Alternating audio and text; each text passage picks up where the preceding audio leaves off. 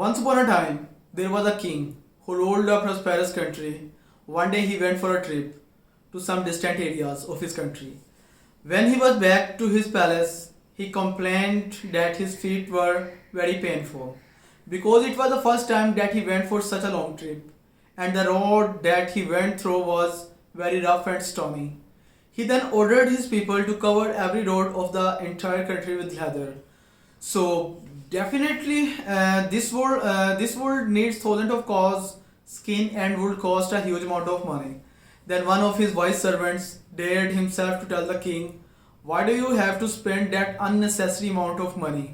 Why don't you just cut a little piece of leather to cover your feet?" The king was surprised, but he later agreed to his suggestion to make a shoe for himself. There is actually a valuable lesson of life in this story. To make this world a happy place to live, and better change yourself, your heart, and not the world. Thank you.